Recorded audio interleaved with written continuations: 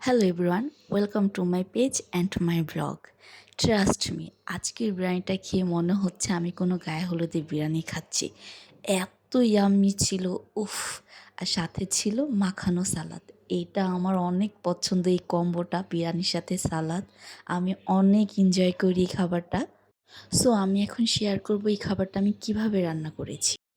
একটা বাটির মধ্যে পানি নিয়ে এর মধ্যে আমি কয়েকটা বাদাম, কিছুটা কিশমিশ আর 1/4 জয়ফল পানিতে ভিজিয়ে রাখি কিছুটা সময়ের জন্য।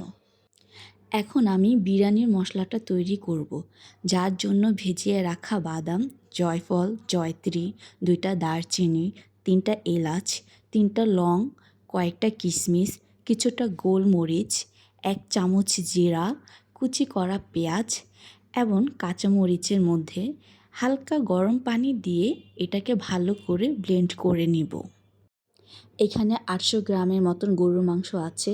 এর মধ্যে আমি 4 চামচের মতন আদা রসুন, 2 চামচ টক দই, 1 চামচ মরিচের গুঁড়া, 1 চামচ ধনিয়ার গুঁড়া, বানানো বিরিয়ানির মশলাটা দিয়ে এখানে আমি রাঁধুনি রেডিমিক্স বিরিয়ানির মশলাটা 3 চামচ ব্যবহার করব।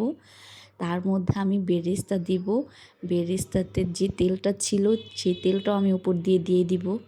এখন আমি কয়েকটা আস্ত গরম মশলা ইউজ করব। এখানে আমি কয়েকটা তেজপাতা, কয়েকটা দারচিনি এবং এলাচ দিয়ে ভালো করে হাত দিয়ে মেখে নিব। এইখানে আমি আরেকটু পানি দিয়ে আরেকটু ভালো করে মাখিয়ে নিই। এখানে মাখাতে মাখাতে আমার মনে পড়ে আমি এখানে লবণ দিইনি। সো আমি এখানে আবার লবণ দিয়ে এটাকে আরও ভালো করে মাখিয়ে এটাকে আমি ম্যারিনেট করে রেখে দিই 2 ঘন্টার জন্য। মিডিয়াম আঁচে ঢেকে রেখে আমি 40 মিনিট রান্না করব। মাঝে মাঝে এসে আমি নাড়া দিয়ে গিয়েছিলাম। 40 মিনিট পরে এসে দেখি মাংস থেকে যে পানিটা বের হয়েছিল তা শুকিয়ে গিয়েছে। সো আমি এখানে আবার গরম পানি দিয়ে এটাকে 30 মিনিটের জন্য কষাবো। আর এর মধ্যে আমি কয়েকটা আস্ত কাঁচামরিচও দিয়ে দিব। আর বিরিয়ানিতে আমি আলু অনেক পছন্দ করি। সো আমি এখানে কয়েকটা আলু দিয়ে দিব। আলুটাকেও আমি ভালো করে কষিয়ে নিব। এখন আমি এটাকে নাড়াচাড়া দিয়ে আবার ঢেকে রাখবো।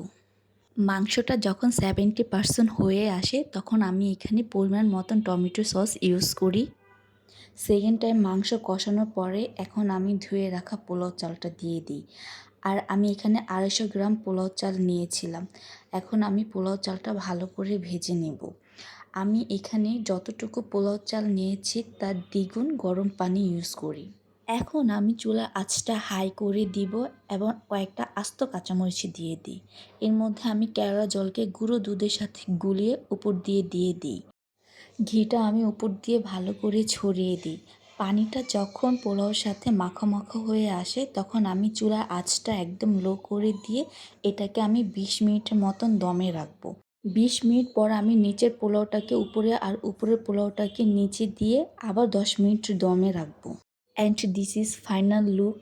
বিরিয়ানিটা একদম ঝরঝরা হয়েছিল। বিরিয়ানিটা দেখতে যতটা সুন্দর, খেতে অনেক টেস্টি হয়েছিল। মনে হচ্ছে কোনো গায়ে হলুদের বিরিয়ানি খাচ্ছি। সাথে আমি ডিম নিয়েছি আর সালাদ হলে তো কোনো কথাই নেই। বিরিয়ানির আলু আমার অনেক পছন্দ। কার কার বিরিয়ানির আলু পছন্দ? আর এটাই হচ্ছে আমার রেসিপি। সো ভালো থাকবেন আপনারা। টাটা।